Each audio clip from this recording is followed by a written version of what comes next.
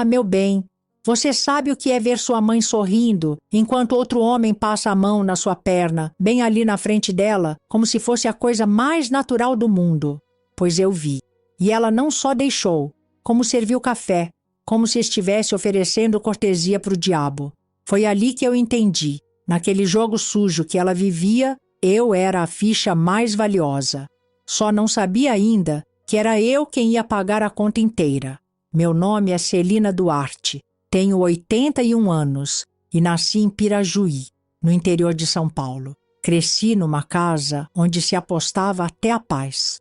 E perdia, porque minha mãe, a dona Teresa, era viciada em baralho como outros são viciados em rezar. Só que, no caso dela, o altar era a mesa de truco, o terço era o maço de cigarro e a salvação vinha, se viesse, no valete de paus. Ela me arrastava junto, sempre. Não vou deixar menina sozinha em casa, dá azar, dizia. E lá ia eu, enfiada em cadeira dura de bar, ouvindo piada de velho, vendo o copo de pinga sendo trocado como aperto de mão. Eu, quieta, tentando não respirar alto enquanto ela gritava: truco, miséria! Como se tivesse vencido a guerra. E quando perdia, aí virava bicho. Xingava até a sombra. Dizia que tinha sido roubada, que o universo conspirava, que Deus estava tirando com a cara dela. E eu só queria sumir, porque era sempre em mim que a frustração dela caía no fim do jogo. Se você não tivesse me distraído, eu tinha ganho. Jogava na minha cara, mesmo quando eu só estava sentada, respirando. Parece que até existir demais era culpa minha. Na rua, as pessoas sabiam. A vizinhança toda conhecia Dona Teresa de longe. As mulheres cochichavam quando ela passava. Os homens viravam o rosto. E eu era a filha da Teresa. E isso já dizia tudo. Tinha dias que alguma vizinha me chamava no portão. Dava um pão com margarina, uma fatia de bolo amanhecido, um pedaço de goiabada enrolado em guardanapo. Come escondido, viu, menina? E eu comia, porque em casa, às vezes, o que tinha era só cheiro de cigarro e prato vazio. Tinha uma vizinha, Dona Iracema, que sempre falava: essa menina ainda vai fazer coisa boa, você vai ver. Eu sorria por dentro, porque só por fora eu tinha coragem. Dentro, tudo era medo, cansaço e um buraco que nem comida tapava. Meus colegas da escola até tentavam me puxar para brincadeira, mas eu já era velha por dentro. Eu não corria, não ria alto, não pedia colo, eu só existia, do jeito que dava. Minha mãe vivia dizendo que ia mudar de vida, que ia parar de jogar, que ia abrir uma lojinha de roupa usada, que ia costurar, que ia fazer doce para vender. Nunca fez. Só sabia arrumar desculpa para pedir dinheiro emprestado. E sempre tinha alguém que dava, porque ela tinha a lábia do capeta. É só um valorzinho. Jogo hoje e devolvo dobrado amanhã. Nunca devolvia. E foi assim que ela chegou nele. Um dia apareceu com o rosto mais branco que de costume. A boca tremia. Tava com as unhas roídas até a carne. Celina, hoje o jogo é importante. Preciso de grana grande. Não posso perder essa. E eu perguntei: e conseguiu com quem? Ela não respondeu. Só acendeu outro cigarro, respirou fundo e disse: um homem aí da cidade que empresta para quem precisa. Mas ela perdeu. Perdeu tudo. Num jogo só. Nem café ofereceram para ela depois. E quando voltamos para casa, ela parecia um pano velho jogado na cadeira. Passou a noite com a mão na cabeça, murmurando palavrão entre dentes. Ele vai me matar. Ele vai acabar comigo. E eu ali, sentada no chão, abraçada ao travesseiro, ouvindo o que seria o começo do meu fim. Ela não comia, não dormia, não saía de casa. Andava de um lado para o outro roendo unha e falando sozinha. E quando o portão batia, ela pulava da cadeira feito alma penada. Se for ele, diz que eu não tô. Diz que eu fui para o centro. Diz qualquer coisa. E eu obedecia. Porque quem tem medo aprende a mentir bem cedo. Foi nessa época que ela começou a me olhar diferente, com olhos de quem teve uma ideia, um plano. E eu, sem entender, só senti o estômago revirar toda vez que ela dizia: você vai me ajudar, como se ajudar a mãe fosse me vestir como boneca e sorrir para quem eu não conhecia. Eu soube que ela ia me entregar quando ela passou batom vermelho antes de sair para resolver um negócio. Minha mãe nunca passou batom sem intenção. Era como acender farol alto na estrada escura. Era aviso, sinal de que vinha tempestade. E eu, como sempre, seria a enxurrada varrendo o lixo que ela deixava para trás. Naquela manhã, ela me acordou com uma gentileza estranha. Me chamou de princesa, coisa que nunca saiu da boca dela antes, a não ser para zombar das filhas das vizinhas. Mandou eu me lavar, escovou meu cabelo com um cuidado que parecia carinho, mas era só disfarce. Um carinho falso que arranha mais que tapa. Enquanto isso, ela cantarolava. Quem ouvisse da rua achava que ali dentro morava uma mãe feliz. Mas eu, que conhecia cada passo dela, sabia que aquilo era encenação. E boa, viu? Digna de prêmio. Só que eu também já tinha aprendido a atuar. Hoje a gente vai visitar uma pessoa importante, Celina. Se comporta direitinho, viu?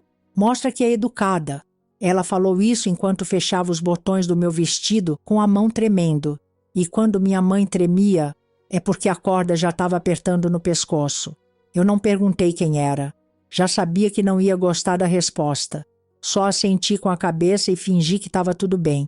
Porque quem nasce cercada de caos, aprende a sorrir com medo e andar com o estômago embrulhado como se fosse normal. A rua até que estava calma, mas dentro de mim era vendaval. Ela me puxava pelo braço como quem leva encomenda. Andava rápido, nervosa, mas sorrindo para os vizinhos, que respondiam com aquele aceno tímido, sem querer se envolver. Todo mundo sabia que Dona Teresa estava devendo até o que não tinha, mas ninguém dizia nada. Medo contamina. O portão era de ferro enferrujado, daqueles que fazem barulho até com vento. Quando ela bateu palmas, eu já sabia que quem morava ali não era do tipo que aceita desculpa, nem atraso, nem derrota. Ele apareceu na porta com a cara de quem não pede favor. Não sorriu, não estendeu a mão. Só olhou, primeiro para minha mãe, depois para mim, depois de volta para ela. Como quem faz as contas. Entramos. A casa tinha cheiro de madeira velha e coisa errada. Não era sujeira. Era outra coisa. Uma tensão no ar. Tipo a sensação de quando a gente entra num lugar onde já aconteceu coisa ruim.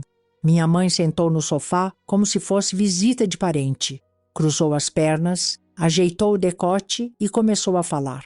E como ela falava, a mulher que em casa mal respondia bom dia, agora tagarelava como papagaio assustado.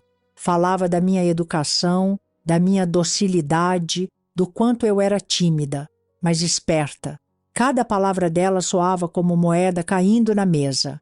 Ele não disse quase nada. Só ficava me olhando com aquela cara de quem já tinha decidido. Não precisava de mais conversa. Ela riu, pegou uma xícara de café e disse: "A Celina é boa companhia, uma graça de menina." E aí, como se fosse detalhe, jogou. "Sei que a dívida está alta, mas a gente pode resolver de outro jeito." Foi nessa frase que eu entendi tudo. Não foi uma venda com recibo. Foi um oferecimento disfarçado. Uma promessa implícita. Um jeito sujo de quitar a conta suja. E eu fui o pagamento parcelado, com sorriso e perfume barato. Depois disso, não lembro do que falaram. Fiquei olhando para a parede, contando quantos tijolos dava até o teto. Ele me ofereceu bala. Recusei. Minha mãe deu um beliscão no braço, daqueles que deixam marca. Aceitei. E sorri. Porque doía menos sorrir do que contrariar. Na saída, ele entregou um envelope. Ela enfiou dentro da blusa, fingindo que era recibo de feira. Me deu um beijo seco na testa. E disse: "Tá vendo? Tudo certo." Na volta para casa, ela não falou nada, mas andava com a postura de quem acha que venceu, como se tivesse enganado o mundo. Mas eu sabia. Ela tinha perdido. Só não percebeu ainda.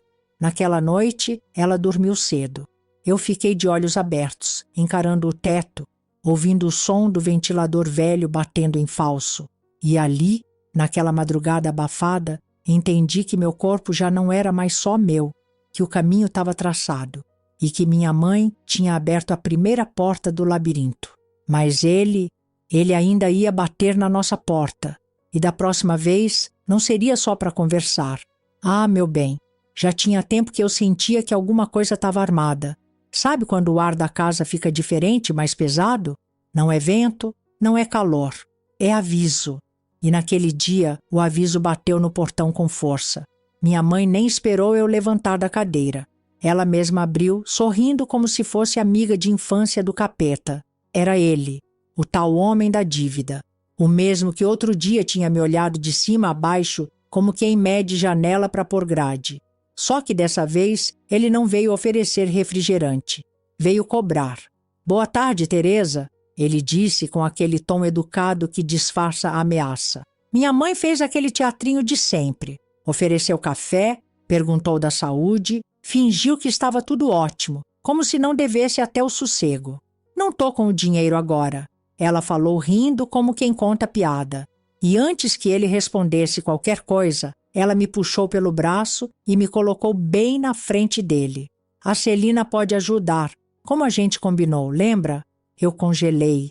Só olhei para ele e depois para ela. O coração parecia que ia sair pela boca. Ele não falou nada de imediato. Só me olhou daquele jeito que faz a gente querer virar parede. Respirou fundo, como quem pensa 2 vezes antes de atravessar a linha. Você tem certeza disso? Ele perguntou. Ela acenou com a cabeça e sorriu. Tenho. Ela é esperta. Vai saber o que fazer. Eu não entendi. De verdade. Não entendi o que ela queria dizer com aquilo.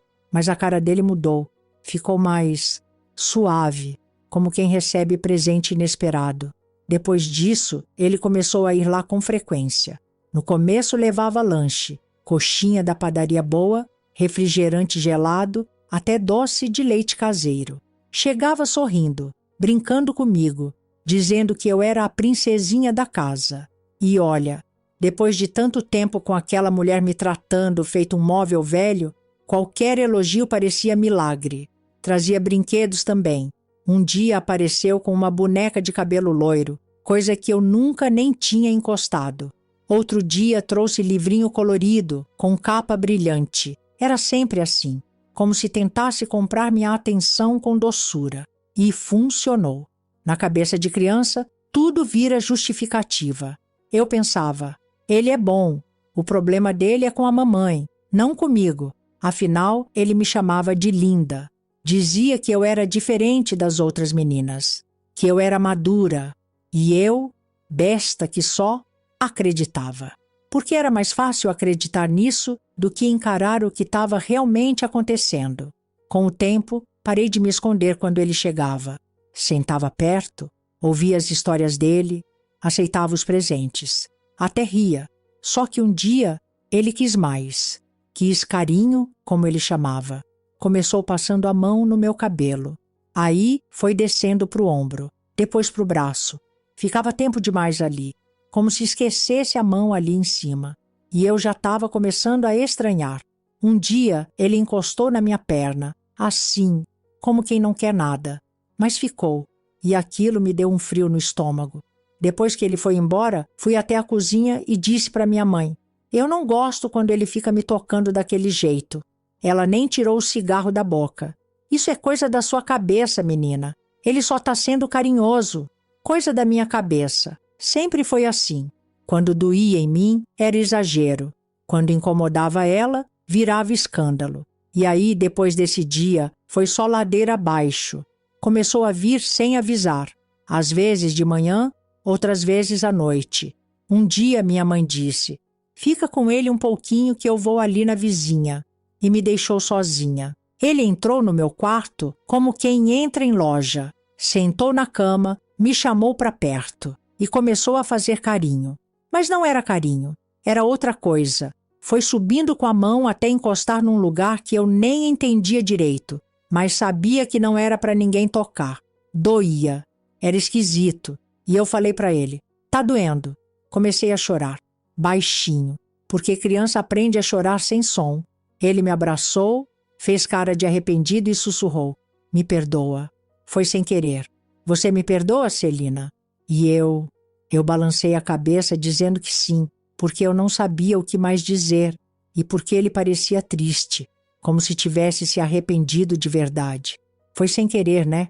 Perguntei. Ele respondeu que foi e ainda chorou. E eu acreditei, porque eu queria muito acreditar que aquilo tudo era só um erro, um acidente. Mas não era. Era só o começo. Foi daquele jeito, com lágrima de crocodilo e carinho que machuca, que ele começou a me cobrar no lugar da minha mãe. Eu virava pagamento em parcelas. Cada visita, um pedaço de mim. Cada sorriso dele, uma dívida paga.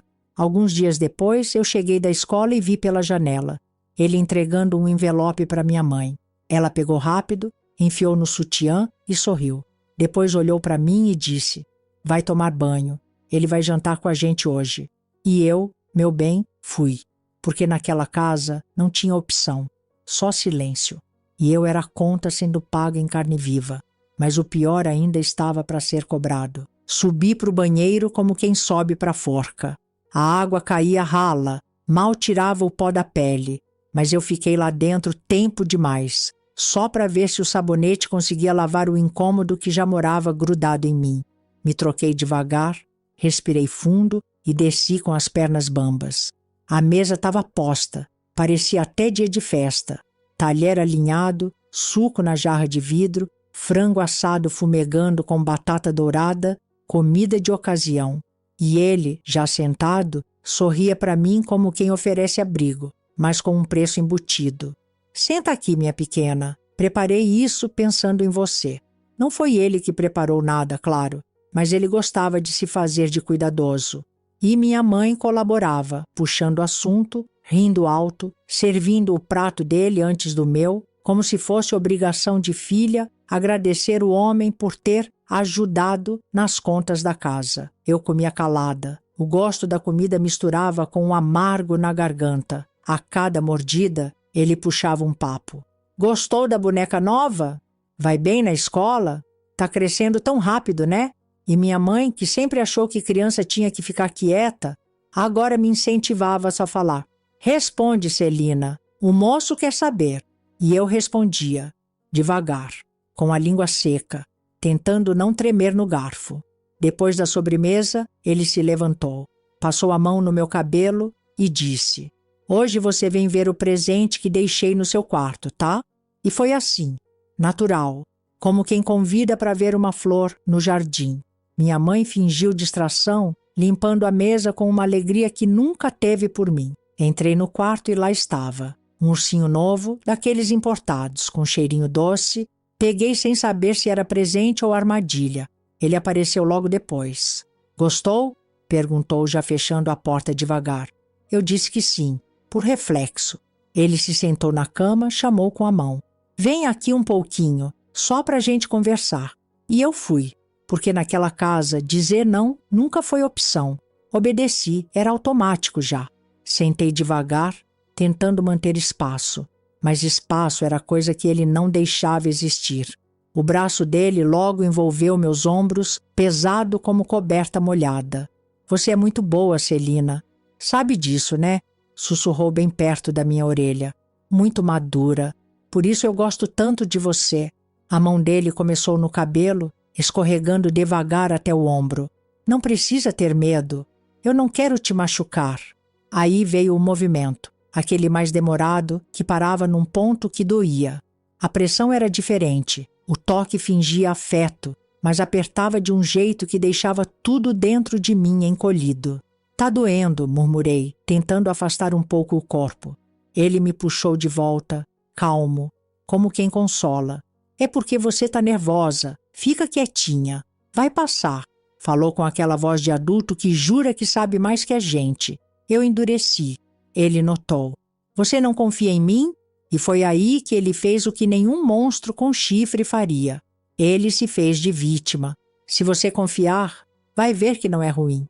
Eu só quero mostrar que gosto de você. Mas eu não gosto, tentei dizer. Fraco, tarde. Ele olhou nos meus olhos e ali tinha uma mistura doentia de ternura com cobrança. Você gosta sim, só não entendeu ainda. A gente vai acostumar. Foi então que ele fez o que queria fazer. Doeu, mas ele segurou firme, falando baixo. Relaxa, é assim no começo mesmo. Confia em mim. E eu chorei. mas sem barulho. Só as lágrimas escorrendo sem autorização. Você me ama, né? Perguntou depois, enquanto ajeitava minha blusa, como quem fecha uma embalagem usada. E eu balancei a cabeça. Qual era essa resposta certa? Ele já tinha decidido. Você é tudo que eu tenho, Celina. Sua mãe não se importa, mas você me entende. Aquela frase grudou no fundo da garganta como espinho, como se o que tivesse acontecido fosse um privilégio, uma ligação especial entre nós dois. Antes de sair, passou a mão no meu rosto e sussurrou: agora você é minha também. Quando minha mãe voltou, nem perguntou nada, só olhou de relance e comentou do calor, como se eu fosse só mais uma parte do sofá, imóvel e útil. Subi para o quarto e fiquei deitada de lado, as pernas encolhidas e o travesseiro molhado. Não doía só por fora, doía por dentro, onde nem nome dava para dar. No dia seguinte, ele voltou, com outro presente, um vestidinho azul, justo, com laço nas costas. Vai ficar linda com ele, disse, entregando o embrulho como quem oferece anel de noivado. E foi assim que ele me convenceu, com dor, com palavra doce, com culpa, porque criança não entende manipulação, só sente, e se sente muito, obedece. Se chegou até aqui, meu bem, deixa seu like para essa velha que um dia teve que sorrir com dor e fazer que estava tudo bem. Me diz de onde você escuta isso, porque lembrar é como engolir caco de vidro. Dói entrando e corta ainda mais para sair. A promessa da Dona Teresa era sempre a mesma. Última vez, Celina. Só essa rodada e nunca mais. E como toda promessa de viciada, era feita com o cheiro do baralho ainda grudado nos dedos. Me arrastou pela mão, sem nem olhar se eu tinha comido. Hoje eu ganho, disse, como se o universo tivesse combinado de entregar sorte justo para ela. A noite estava abafada. O salão improvisado, escondido no fundo de um bar com cheiro de mijo antigo e cerveja choca, fervia. Só tinha homem ali. Fumaça densa, risada suja e jogo rolando alto. Ela me mandou sentar num canto, quietinha, sem chamar atenção. Mas criança chama a atenção só por existir. Ela jogava como se a alma estivesse na mesa. E talvez estivesse. Perdeu uma, duas, 3 seguidas. A testa já suava. O cigarro tremia entre os dedos. E quando a 4ª ficha caiu para o outro lado, ela empurrou as cartas e disse: mais uma chance. Foi aí que um sujeito com hálito de pinga e sorriso nojento chegou perto. Se deixar a menina sentar aqui no meu colo um minutinho, eu pago essa próxima para você. Disse como quem negocia banana na feira. E minha mãe nem hesitou. Só um minuto, viu, Celina? Vai lá ser simpática com o moço. Fui. Não porque queria, mas porque ali eu era menos gente que a mesa de truco. Sentei no colo do tal homem que já me envolvia com os braços gordos e cheios de pelos, sussurrando coisas que eu fingia não entender. Você é uma mocinha educada, né? E minha vontade era virar fumaça. Só não virei porque naquele instante o agiota apareceu. Ele entrou com aquela presença que fazia o ar murchar. Rosto fechado, olhar cortante. Quando viu a cena, não perguntou nada. Só veio direto. Agarrou meu braço com uma força que só quem acha que é dono tem. Sai, disse para o homem. Um só. O outro soltou, murchou e recuou. Nem reclamou, só abaixou a cabeça. Minha mãe levantou com um susto estampado na cara.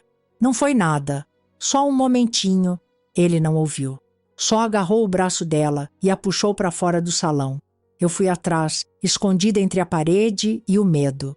Ouvi tudo. Você perdeu a noção, Teresa? Acha que minha menina é vitrine de feira? Ela tentava falar algo, mas ele não deixava. Celina é minha. Minha. Se eu souber que outro homem encostou nela de novo, eu te mato. Nem enterro vai ter. Ouvi um tapa. Segundo. Forte. O tipo de barulho que faz a gente sentir na pele mesmo sem levar. Depois, silêncio. Um silêncio que grita. Minha mãe voltou com a cara torta, os olhos vermelhos e me puxou pela mão. Vamos. E fomos. No caminho, ela não disse nada. Nem desculpa, nem grito. Só andava rápido, feito quem foge da própria sombra. Chegando em casa, me largou no sofá. Desculpa, tá? Falou sem me olhar, como quem pede desculpa por ter queimado o arroz. Foi pro quarto e de lá só se ouvia barulho de coisa quebrando. Copo, prato, talvez alguma esperança. Fiquei na sala, abraçada no silêncio, tentando não pensar. Já era tarde quando ele voltou. 3 batidas firmes na porta e fui eu quem abriu, porque a dona da casa ainda estava trancada, fingindo que não ouvia nada. Ele entrou, sorriu com aquele jeito de quem acha que está certo e mostrou o presente, uma boneca nova, daquelas de loja cara, a que toda menina sonhava ter. Para você, minha flor. Peguei, nem sorri, sabia o que vinha junto. Ele foi para o meu quarto, me chamou com um gesto.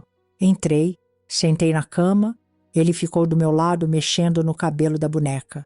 Você gostou mesmo? E antes que eu respondesse, começou o ritual de sempre. As mãos indo onde não deviam, a voz sussurrando, tá tudo bem, eu tô cuidando de você. A dor vindo devagar, primeiro no corpo, depois no peito. Eu ficava quieta, já tinha aprendido que grito só deixa pior. Chorava por dentro, por fora, só apertava o lençol com força. Você é minha menina, Celina, eu te protejo. E fazia o que queria, enquanto eu contava os buracos da parede. Quando acabou, ajeitou minha roupa com calma, beijou minha testa como se fosse bênção e saiu do quarto satisfeito. Fiquei ali, parada, não porque queria, mas porque já não sabia como se levantava depois daquilo. A boneca no colo, o corpo pesado, a alma miúda. Minutos depois, ouvi a porta batendo. Ele tinha ido embora. Minha mãe saiu do quarto, os olhos inchados, cabelo despenteado. Olhou para mim, depois para a mesa. Pegou o envelope que ele tinha deixado ali como recibo. Só me encarou por um segundo e voltou para o quarto sem dizer uma palavra. Nem obrigado, nem desculpa. Só o som da porta se fechando de novo. E eu só sentei no chão. Abracei a boneca nova e fiquei ali, esperando passar, porque sempre passa.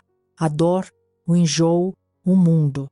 Só não passa essa sensação de que ser amada dói, porque ali aprenderam a me ensinar amor com tapa, troca e silêncio. Já não dava mais. Só de ouvir o portão bater, a barriga virava, as mãos suavam, os olhos corriam para qualquer canto da casa tentando se esconder. Mas esconder o quê, Celina? Ele vinha para pegar o que já achava dele, e minha vontade de desaparecer não mudava nada. Antes eu fingia, agora nem isso. O nojo já não disfarçava. O corpo todo se encolhia quando ele sentava do meu lado. Quando a mão dele vinha, eu empurrava. Fraco, mas empurrava. Comecei a dizer não, mesmo sabendo que naquela casa essa palavra era só barulho. Sai, eu dizia, não quero. Mas querer para ele era só detalhe. Ele sorria torto, fingia que não ouviu e começava do mesmo jeito. A diferença é que agora, enquanto ele fazia, eu chorava alto. Gritava às vezes. Ele mandava calar, dizia que ia acordar a vizinhança, que era para eu colaborar, que aquilo era amor, que eu estava me rebelando à toa. Para de escândalo, menina, tá tudo bem. Sussurrava enquanto me prendia pelos ombros. Foi assim por dias, sem pausa. Eu dizendo não, com a voz trêmula, ele dizendo sim, com a força do braço. Quanto mais eu resistia, mais ele insistia. Um dia, depois de me empurrar com força contra a parede, me deu um tapa seco na boca. A primeira vez que me bateu.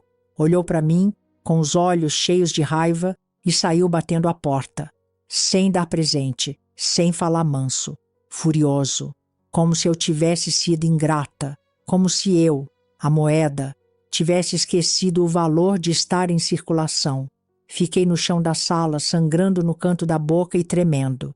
E quando consegui levantar, fui até a cozinha, onde minha mãe lavava a louça, cantarolando como se fosse um domingo qualquer. Falei, abri a boca, soltei o peso. Eu não aguento mais. Ele me machuca, ele me força, ele bateu em mim. Ela enxugou as mãos com um pano de prato, virou o rosto e falou com aquela calma que mata mais que grito. Celina, Todo mundo aqui tem que contribuir com as despesas. Você já é mulher. E mulher tem seus deveres. Deveres? Perguntei, sentindo o chão sumir. Desde quando aguentar aquilo é dever? Ela acendeu o cigarro. Olhou pela janela como quem espera o ônibus. Você come, não come? Dorme debaixo de teto, não dorme? Então agradece. Se ele paga as contas, você ajuda. Simples assim. Simples. Como se ser invadida fosse só tarefa doméstica. Como se segurar o choro fosse parte da lista de obrigações da casa. Você quer voltar a passar fome? Quer dormir sem luz, sem gás? Ameaçava como se o inferno dele fosse menos pior que a miséria do mundo. Fui para o quarto. Deitei na cama com os olhos abertos, olhando o teto, ouvindo os estalos da casa velha e desejando que ela desabasse de vez. Que aquele telhado podre desmoronasse e me levasse junto. Ele não veio no dia seguinte, nem no outro. Talvez ainda estivesse magoado. Ah, o grande ofendido, o homem ferido pela ousadia de uma menina que ousou dizer não. Mas eu sabia, ele ia voltar. Sempre voltava. E eu já tinha deixado de ser menina. Agora era objeto com obrigação. Um item da casa que servia enquanto fosse útil. Mas um dia, meu bem, um dia ele ia cruzar a linha que nem ele poderia fingir que não viu. E quando cruzasse, ia descobrir que até a moeda mais gasta pode cortar. Anos. Dá para dizer assim agora. Passaram-se anos, não dias, nem meses. Anos inteiros que ele entrava pela porta da frente como se fosse dono. Tocava como se fosse direito, sorria como se fosse afeto. No começo era tudo disfarçado. Encostava aqui, mexia ali, fazia questão de dizer que era só carinho. Me obrigava a encostar nele. Me fazia repetir frases doces com voz tremida. Parecia que quanto mais eu odiava, mais ele se sentia no paraíso. Mas o tempo, o tempo, ele muda o corpo da gente. E quando o corpo muda, os olhos deles mudam também. Antes eu era só criança assustada. Agora já tinha curvas. E junto com elas veio o enjoo definitivo. Já não cabia mais o medo calado. O desprezo era escancarado. O nojo impossível de esconder. E minha mãe, como boa gerente do meu sofrimento, percebeu. Não gostou nada de ver que eu não cooperava mais com tanto entusiasmo. Decidiu preparar um jantar. Mesa posta, comida feita com mais cuidado do que ela teve comigo em toda a vida, tudo para agradar o agiota, o queridinho, o benfeitor. Ele chegou como sempre com aquele ar de dono da situação. Sentou, comeu, elogiou o tempero, elogiou minha mãe, perguntou por mim. Tá no quarto, ela respondeu, fingindo que era normal eu trancar a porta toda vez que ele aparecia. Depois de limpar o prato como porco no cocho, ele subiu. Abriu a porta sem bater, como fazia com tudo que queria tomar. Mas dessa vez me encontrou de pé, firme, o peito doendo, o olho queimando, mas em pé. Celina, vamos conversar. Você anda estranha comigo. Aproximei? Não, empurrei, com as duas mãos. Sai, não encosta em mim, eu te odeio. Ele riu. Não esperava, mas também não se abalava fácil. Tentou de novo. Eu chutei. Alto, reto, com força. Nunca mais. Você entendeu? Nunca mais. Minha mãe ouviu e apareceu. Abriu a porta com a cara mais cínica que já vi. Rapariga sem vergonha. Ingrata. Ele dá tudo aqui dentro e você age como se fosse melhor que a gente. Antes que eu pudesse reagir, ele me empurrou com violência contra a cama. A cabeça bateu no ferro do encosto, a visão embaçou. E ela foi lá, segurou minhas pernas, como se eu fosse um bicho rebelde, como se meu corpo tivesse dever de obediência. E aí, meu bem, eu descobri que tudo que ele tinha feito até então era só aperitivo. Aquilo ali foi o prato principal. Aquilo ali arrancou o resto. Não teve afago, não teve máscara. Foi brutal.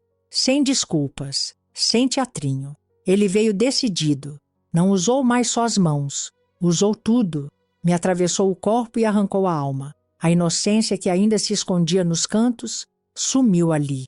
Gritei. Alto. A dor atravessava. E ela continuou segurando, com firmeza. como se eu fosse uma dívida que precisava ser paga com juros e correção. Quando acabou, eles afrouxaram, e foi aí que meu corpo reagiu.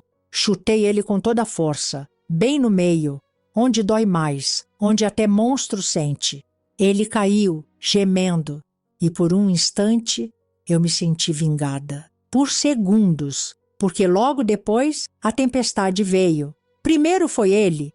Me puxou pelo cabelo, me jogou contra na parede, me bateu com tanta raiva que achei que ia morrer. E ela? Ah, ela ajudou. Ela merece, dizia. Tá se achando demais. Apanhei até perder a noção do tempo. Doeu em tudo. Doeu em lugares que nem nome têm. Quando terminaram, saíram do quarto como se tivessem terminado uma faxina.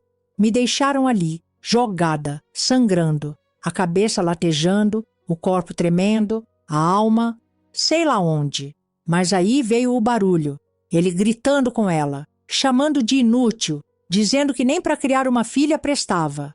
Você não tem controle nem da sua casa, Teresa. Depois os tapas, aqueles estalos que eu já conhecia, só que dessa vez não eram em mim.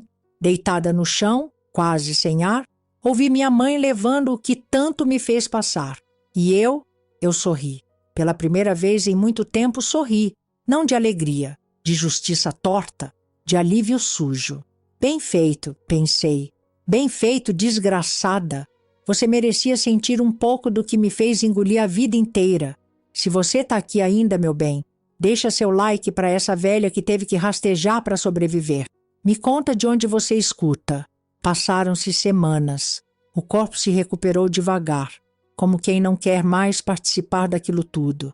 Cada roxo virou marca de guerra e depois fantasma na pele. Mas dentro parecia que ainda sangrava. Tinha dias que eu achava que ia morrer dormindo, não de dor física, mas de exaustão da alma. Ele sumiu um tempo, talvez para se fazer de ofendido.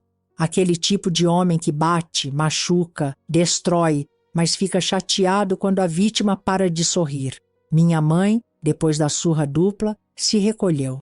Sumiu uns dias, provavelmente para evitar olhar para mim, ou para a própria vergonha, se é que sobrou alguma. Nesse silêncio tenso da casa, eu aproveitei. Planejei minha fuga como quem planeja um assalto.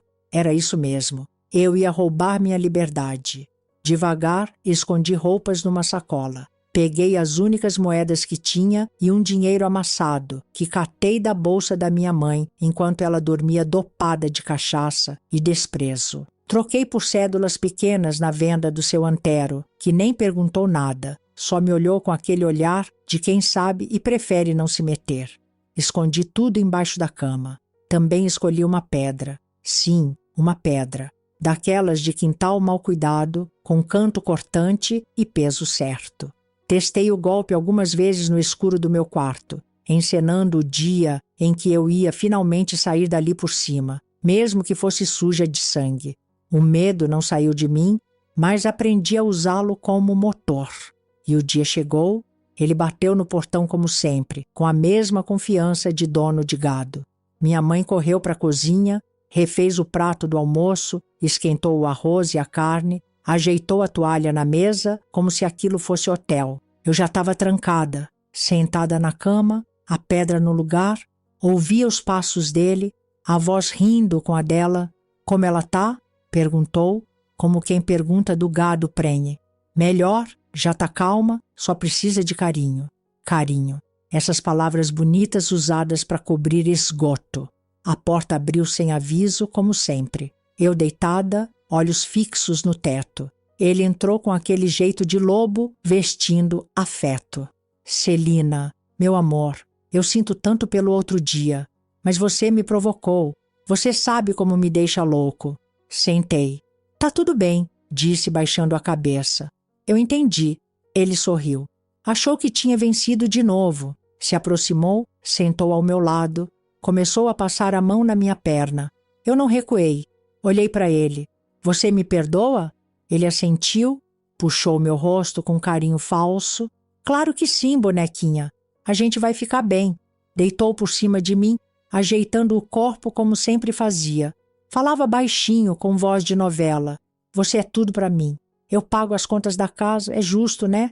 A respiração dele ficou ofegante. E foi ali, bem ali, que eu meti a mão por baixo do travesseiro. Não pensei 2 vezes.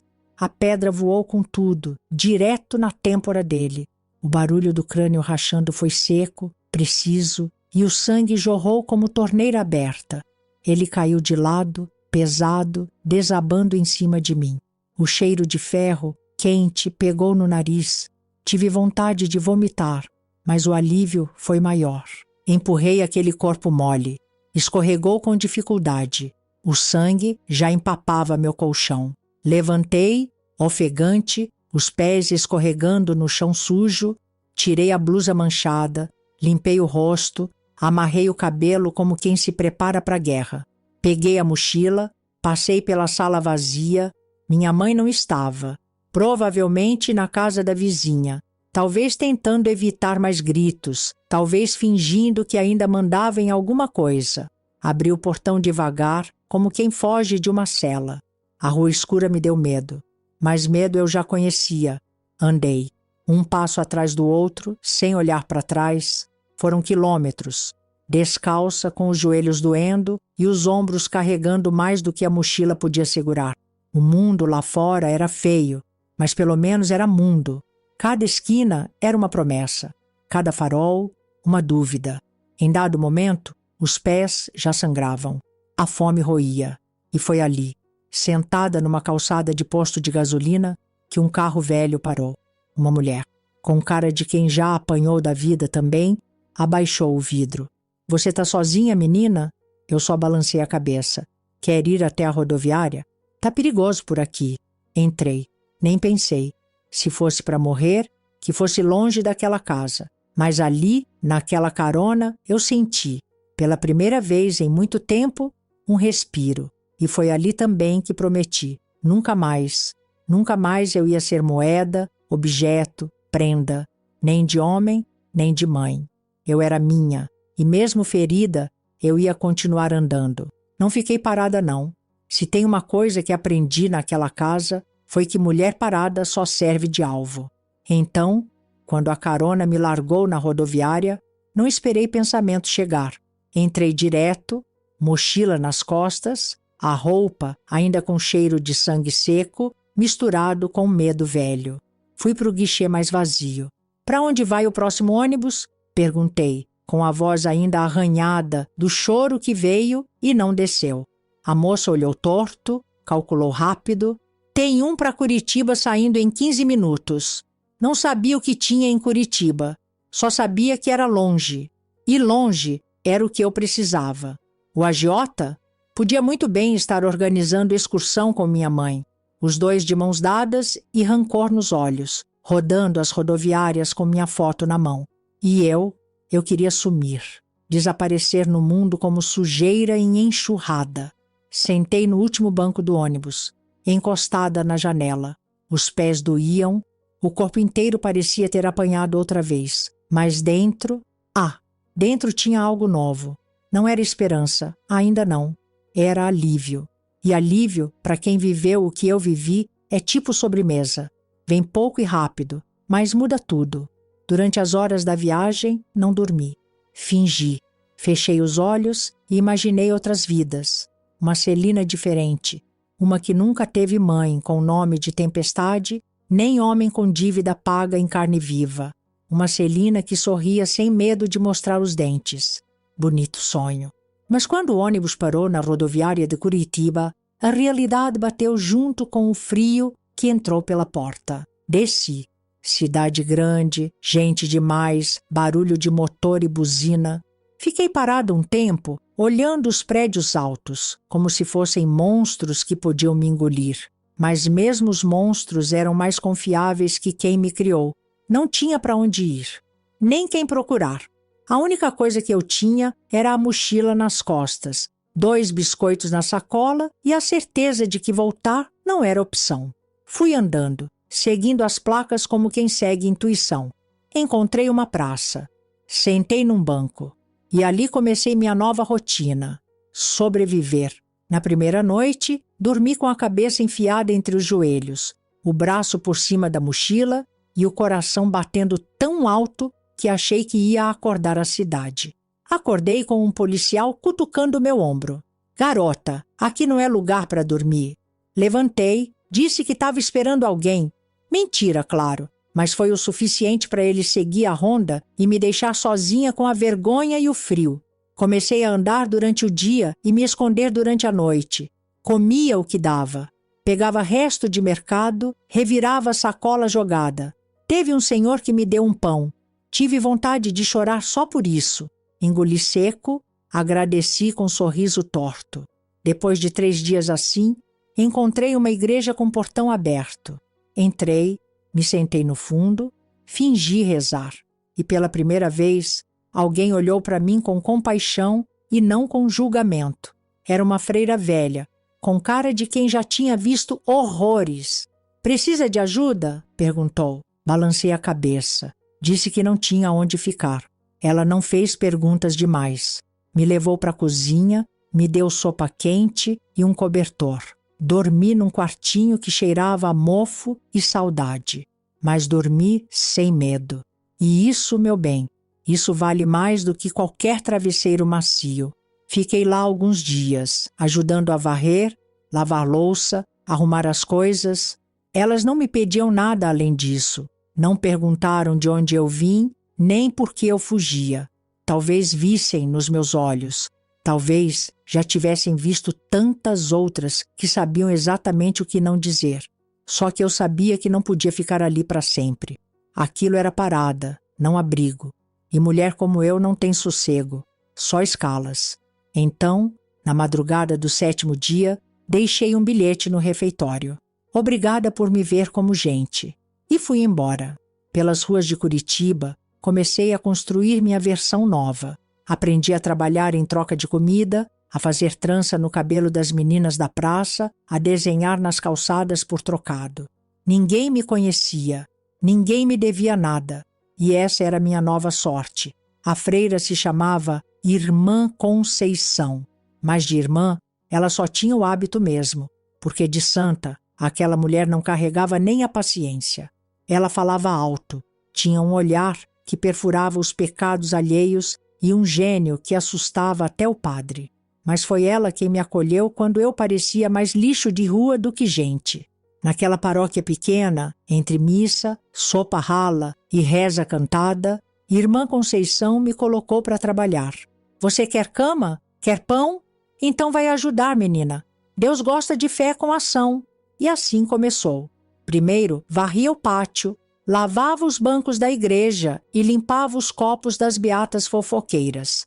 Depois, ela me botou na salinha dos fundos e me apresentou uma máquina de costura tão velha quanto o pecado original. Sabe usar? Respondi que não. Ela soltou um resmungo, puxou uma cadeira e disse: então, aprende. Roupa não se conserta sozinha, igual a vida. Foi com ela que eu aprendi a fazer bainha, trocar zíper, costurar botão com linha reforçada. E não era só ensinar, não. Ela vigiava como águia. Errava um ponto, levava bronca. Mas cada bronca vinha com um prato de comida depois. Amor de freira é duro, mas é sincero. Comecei a consertar roupas da vizinhança. Ganhava uns trocados. Nada que mudasse a vida, mas o suficiente para comprar sabonete e uma escova de dentes que não parecia ter saído do lixo. Aos poucos, fui virando parte do cenário da igreja. A órfã sem sobrenome, mas com linha e agulha nas mãos. E aí, um dia, ela chegou com um livro. Chamava Mulheres que Correm com os Lobos. Não é sobre costura, ela avisou. É sobre mulher. E você precisa lembrar que ainda é uma. Folheei com medo. Palavra demais. Mas li, aos pedaços, no meu ritmo. E aquilo mexeu. Depois vieram outros livros. Ela trazia escondido, como quem leva doce para a criança escondida dos pais. E me deu um cartão da biblioteca pública. Um retângulo azul com o meu nome falso, escrito torto. Vai lá, lê, aprende. Quem lê, escolhe. Quem não lê, é escolhido. Um dia fui visitar a biblioteca. Fingia que só ia devolver um livro, mas lá dentro tinha cheiro de coisa que nunca existiu na minha vida. Silêncio respeitado. Foi ali que conheci a professora. Ela estava encostada na estante de literatura, lendo sem pressa. Trocamos um olhar. Ela viu o livro na minha mão e perguntou se eu gostava. "Tô tentando entender", respondi. Ela sorriu. Acabamos conversando. Disse que era professora aposentada. História. Que tinha perdido a vontade de ensinar depois de uma tragédia. Não contou qual, e eu não perguntei.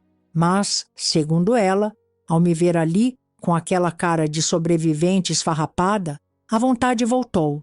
Na semana seguinte, ela apareceu na igreja. Trouxe cadernos, lápis, livros didáticos. Falou com a irmã Conceição, que torceu o nariz, mas deixou.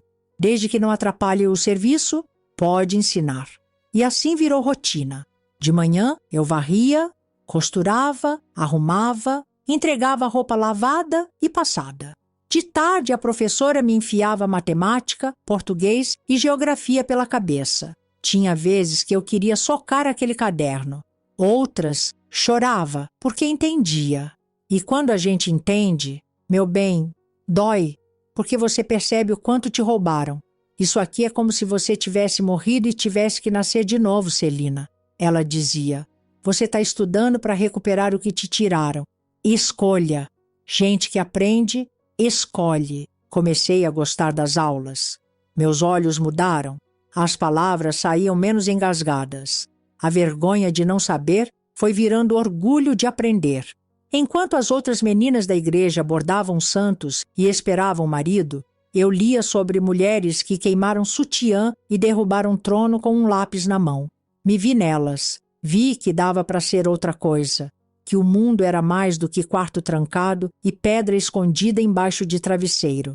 A professora dizia que eu era uma centelha. Alguém tentou apagar, mas ainda tem fogo aí. Eu só tô soprando. E irmã Conceição, entre uma bronca e outra, deixava escapar um sorriso. Quem diria, hein? A menina sem nome agora sabe até escrever carta com vírgula certa. Não era uma vida fácil. Ainda tinha medo. Ainda acordava no meio da noite com o coração disparado, achando que ele estava vindo me buscar. Mas agora eu tinha para onde correr. Eu tinha alguém para me ensinar. E pela primeira vez eu tinha um futuro que não começava com pavor. Nunca pensei que o barulho mais bonito do mundo fosse o som de uma chave girando na porta. A minha chave. De um lugar só meu, pequeno, apertado, cheirando a tinta fresca misturada com mofo antigo, mas meu, com dinheiro contado, costura feita aos montes, reforço escolar improvisado em mesa de fórmica e ajuda da professora que não largava minha mão, nem quando eu queria largar a vida. Aluguei meu canto. Era um quarto e sala no último andar de um prédio velho, daqueles que o elevador só funcionava quando queria. E os vizinhos tinham cara de quem não perguntava nada, para não ter que ouvir resposta. Ótimo, era o que eu precisava. Saí da igreja num domingo. A freira fingiu que não sentiu nada, mas deixou um bolo no corredor com um bilhete. Deus te abençoe, menina. E olha, se Deus existia mesmo, naquela hora ele estava se ajeitando na poltrona para ver o que eu ia fazer com a tal liberdade que tanta gente implora e tão pouca sabe usar.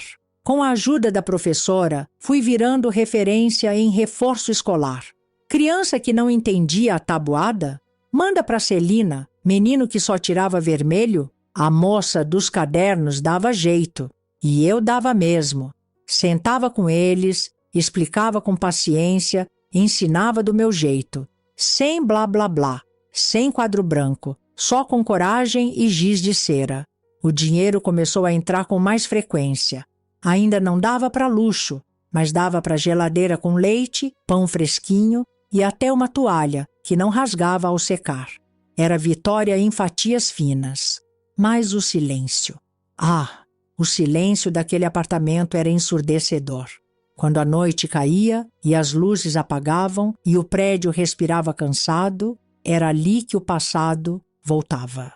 Eu trancava a porta, 2 voltas na chave, arrastava um móvel pesado na frente por precaução, e mesmo assim o medo vinha. Medo de ouvir o barulho da maçaneta girando do lado de fora, de ver a porta se abrindo à força, de sentir o cheiro daquele perfume barato, o hálito misturado com ameaça. Medo de ouvir minha mãe chamando meu nome daquele jeito seco.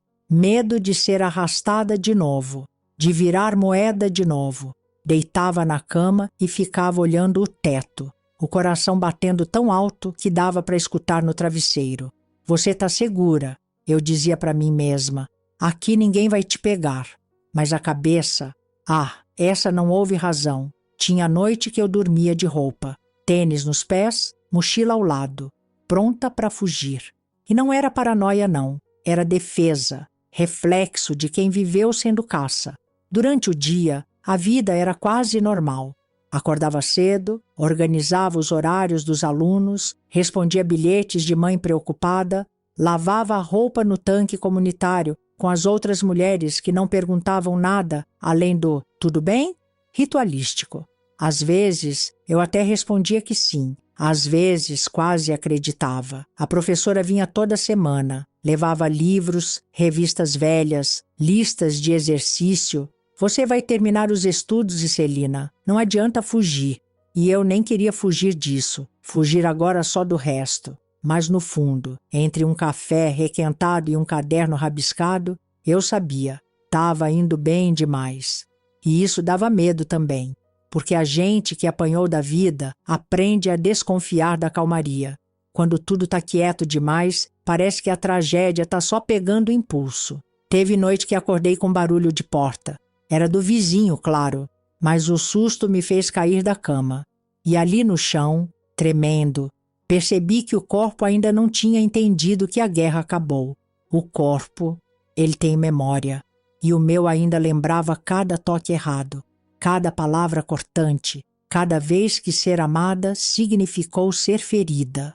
Mas eu não desisti. Estava cansada, mas teimosa, porque mesmo com medo, eu tinha uma geladeira minha, tinha uma chave no bolso, tinha um nome que as crianças diziam com carinho. E se o medo voltava toda noite, eu respondia com café forte e plano de aula. Era o que dava para fazer. Homem bonito nunca me inspirou nada além de desconfiança. E esse aí, então, parecia saído de novela mexicana, com aquele cabelo bem cortado, o sorriso fácil e um cheiro bom que me irritava. Era irmão de um dos meus alunos de reforço, o pequeno Lucas, uma criatura doce, bagunceiro, que chamava todo mundo de tia, menos a mim. Me chamava de professora Celina, como se meu nome tivesse peso. No primeiro dia que ele apareceu junto, eu quase fechei a porta antes de abrir. Estava esperando o seu garoto sozinho, como sempre, mas quando abri, dei de cara com aquele sujeito com cara de propaganda de pasta de dente. Oi, sou o irmão do Lucas. Que bom que ele está aprendendo tanto com você.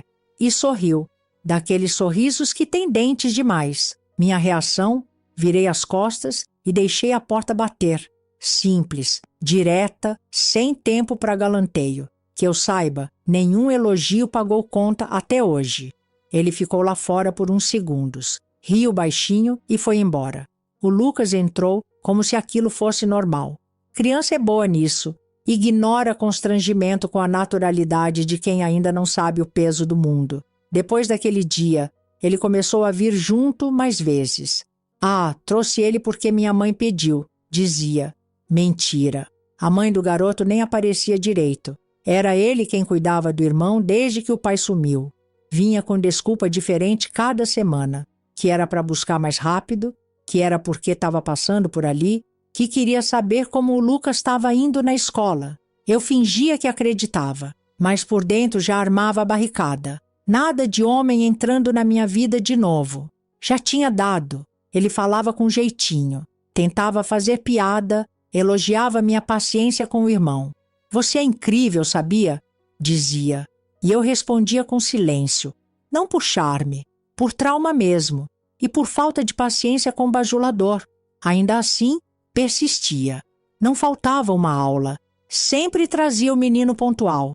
Trazia lanche, perguntava se eu queria café. Eu recusava tudo, claro. Já tinha aprendido. Tudo que vem de homem com gentileza, depois cobra em carne. E a minha já tinha sido moída demais. Só que ele não desistia. Odiava essa insistência, mas confesso que começou a me intrigar. Era como ver um passarinho tentando bicar uma parede. E eu era a parede.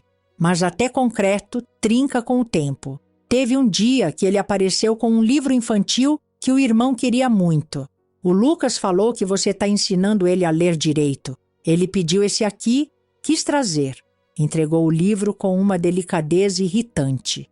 Eu peguei sem olhar nos olhos e murmurei um obrigada seco, como quem engole espinho.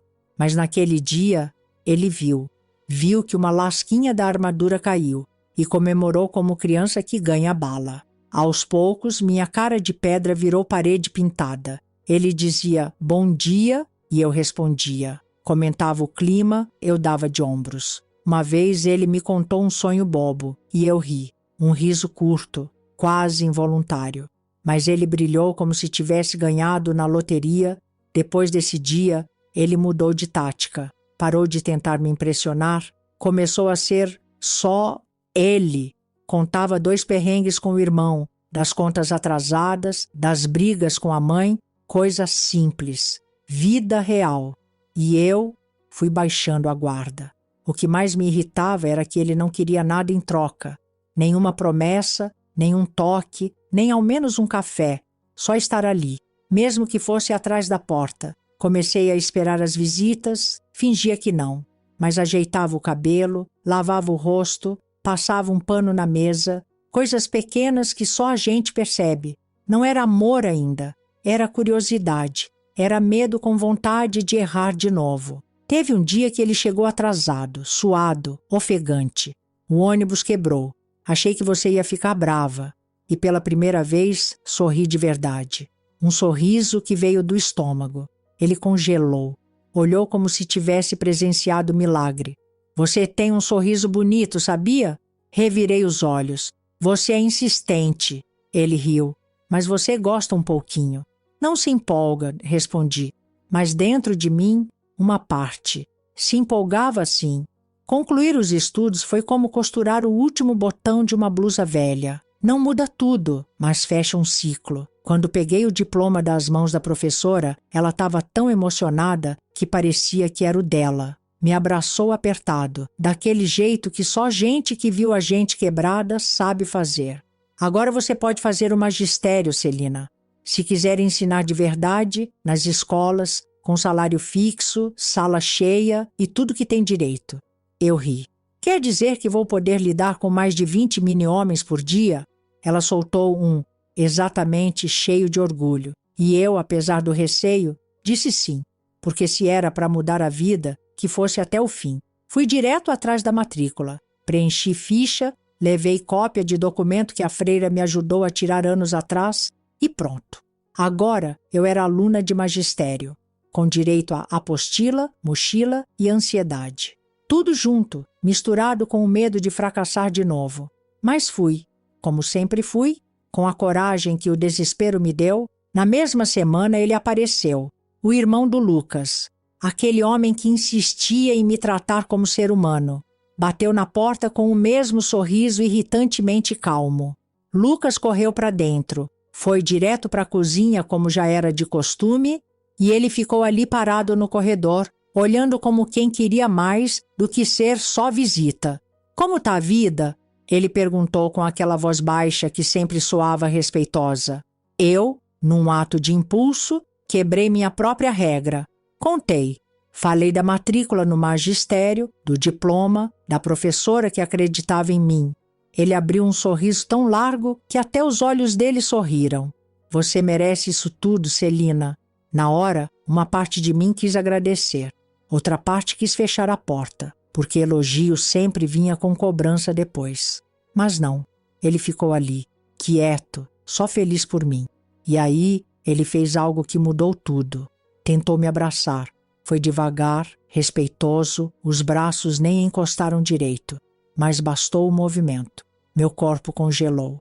O coração disparou. A respiração sumiu. Entrei em pânico. Literalmente. Tremi. Recuei. Chorei como se tivessem puxado o tapete da minha alma. Ele travou, assustado. Eu machuquei você? Me perdoa, Celina. Pelo amor de Deus, eu fiz alguma coisa errada? A voz dele saiu desesperada. Eu mal conseguia responder. Só chorava e dizia: não encosta, por favor, não encosta. Ele se afastou imediatamente. Sentou na sala, calado, com o rosto entre as mãos, visivelmente abalado. Enquanto isso, eu tentava me recompor, sentada no chão do corredor, tentando puxar o ar como quem ressuscita sozinha. Quando o corpo parou de tremer, entrei. Ele ainda estava lá, parado, sem coragem de se mover. Me desculpa, ele disse de novo. Eu não sabia, nunca quis te deixar assim, nunca. Foi então que resolvi contar. Não tudo, mas o suficiente. Falei da infância destruída, da mãe que me vendeu, do agiota que virou dono do meu corpo, das noites em que meu quarto era campo de guerra e eu era a bandeira branca. Falei da fuga, da pedra, do sangue, da mochila pronta. Falei do pânico que vinha com qualquer carinho e de como aprender a viver de novo era uma batalha diária. Ele me olhou como se carregasse a dor junto. Celina, eu não vou encostar mais. Nunca. A não ser que você peça. A não ser que seja você quem queira. Naquela hora, algo dentro de mim amoleceu. Não era amor ainda. Era respeito, confiança. E para alguém como eu, isso era mais valioso do que qualquer declaração. Ele foi embora logo depois, sem tocar, sem insistir. Lucas voltou da cozinha com um livro de matemática e eu, como boa sobrevivente, limpei o rosto e sentei com ele. A vida, afinal, não parava por trauma nenhum. Mas daquele dia em diante, tudo mudou. Ele passou a vir com ainda mais cuidado. Sempre perguntava se podia entrar. Nunca forçava nada. Me olhava com ternura, mas sem expectativa. E eu, devagarinho, fui gostando. Não do homem bonito, mas do homem seguro. E ali, naquele apartamento alugado, entre um caderno de reforço e outro, comecei a aceitar que talvez, só talvez, eu também merecia carinho. E foi assim, sem data marcada, sem anúncio de romance, que a gente foi virando quase. Quase casal, quase confissão, quase futuro. Ele aparecia com frequência, trazia o Lucas, perguntava se eu estava bem, me olhava com aquele cuidado de quem carrega vaso trincado. Não forçava nada, nem presença, nem toque, só ficava por perto, como quem entende que confiança não se exige, se cultiva. Conversa vai, conversa vem, a gente ria. Ria de coisas idiotas, do jeito que o Lucas falava multiplicação ao invés de multiplicação, do cachorro da vizinha que parecia gente velha, do porteiro que dormia de boca aberta. E numa dessas, entre uma piada boba e uma tarde ensolarada, eu ri, de verdade. Gargalhei como se a infância não tivesse sido engolida por pesadelos. Ele me olhou, parou no meio da frase, e eu, ainda com um riso nos lábios, fui e beijei ele. Simples assim, sem aviso, sem planejar. Só fui. O susto foi geral. Até eu me espantei com minha própria coragem. Mas foi como abrir a janela de um quarto fechado por anos. O ar entra e dói, mas também liberta. Ele sorriu. Aquele sorriso besta de quem acabou de ganhar alguma coisa rara. Você tem certeza? Perguntou. Não, respondi, mas quero tentar. Naquela tarde, contei que ia fazer a prova do magistério, que estava estudando dia e noite, que era meu próximo passo. Ele levantou da cadeira como se fosse carnaval. Me abraçou, me girou no ar, quase derrubando o vaso da entrada, e me beijou de novo, com leveza, como se eu fosse feita de algodão. A gente começou a namorar, mas era um namoro diferente, sem pressão, sem promessas. Ele entendia meus limites. Dormia no sofá quando ficava tarde demais. Nunca atravessava o corredor para o meu quarto sem pedir. Hoje pode? E eu dizia sim ou não, sem culpa, sem drama, sem cobrança. Nunca tive aquilo. Homem que me respeitava, que comprava chocolate quando eu estava de TPM, que lembrava da data da minha matrícula, que me ouvia quando eu falava da dor como quem escuta uma história importante. não como quem quer mudar de assunto. Lucas, no começo, fez greve. Ela é minha professora, não sua namorada, dizia emburrado. Dava birra no meio da aula, fazia pergunta impossível só para me ver gaguejar. Mas com o tempo, passou. Quando viu que eu não parei de ser a professora dele, que ainda corrigia os erros, ainda puxava da orelha quando precisava e que o irmão não estava roubando ninguém, amoleceu. Passaram a chegar juntos, rindo. Sentavam os dois para lanchar na cozinha. Me chamavam para ver filme. Era como se, de repente, eu tivesse uma pequena família improvisada. Desajeitada, sim, mas sincera. E eu estava me permitindo ser feliz. Com medo, claro. Sempre com medo.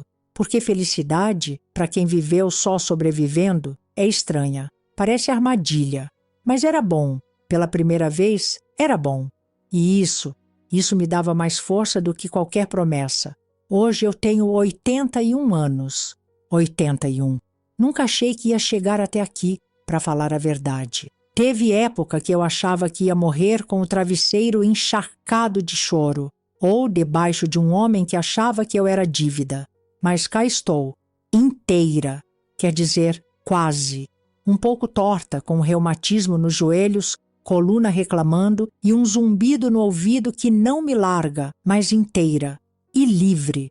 Moro numa casa simples, com um quintal pequeno, onde planto couve, manjericão e algumas lembranças que não morrem nunca. É minha, essa casa, comprada com o suor das aulas, dos reforços, dos anos de magistério.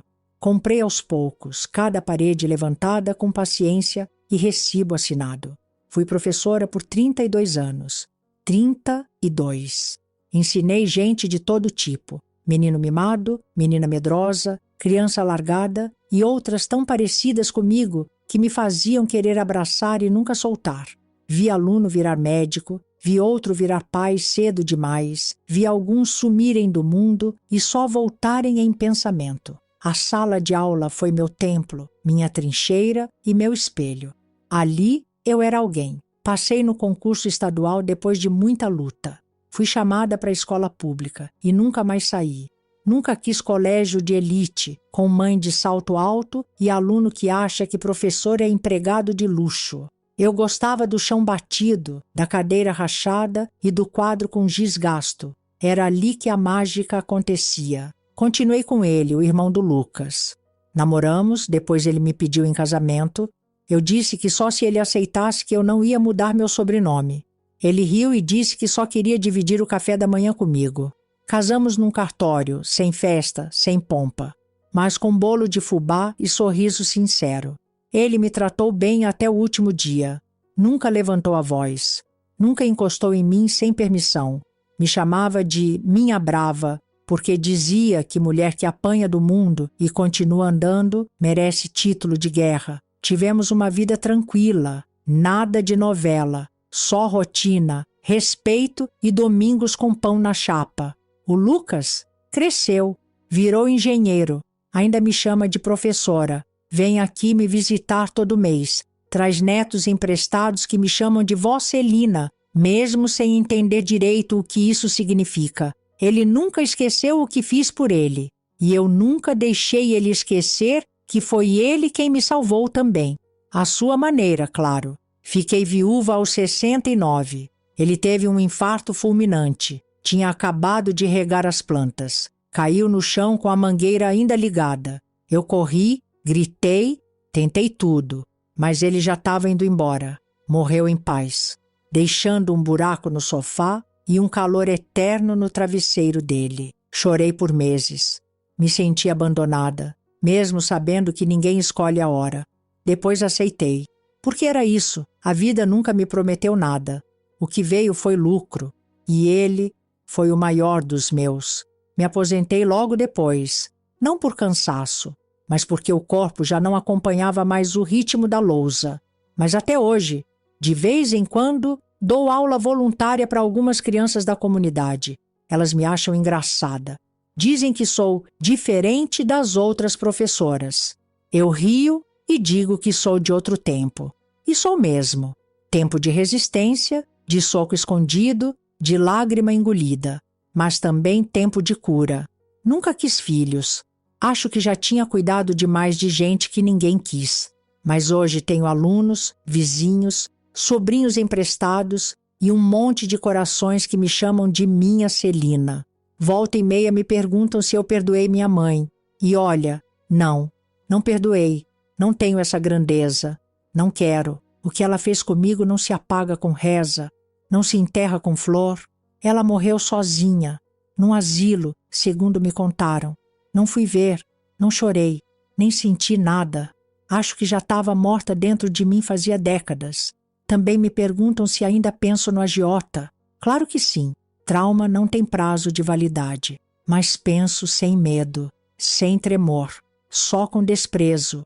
Porque ele não venceu. Ele achou que ia me destruir. Só esqueceu que tem mulher que nasce do próprio caco. Hoje eu durmo com a porta destrancada. Porque não é mais fora que mora o perigo. É dentro. Mas mesmo assim, durmo em paz. Sonho com pouca coisa. Acordo cedo, faço café forte. E agradeço por estar aqui. Se você me escutou até aqui, meu bem, deixa seu like para essa velha que não virou mártir, nem santa, mas virou mulher. Me conta de onde você escuta, porque a história da Celina pode ter acabado, mas tem muita Celina por aí ainda tentando fugir, tentando costurar a vida com linha fina, e se ela tiver sorte, vai encontrar um final que não precise esconder.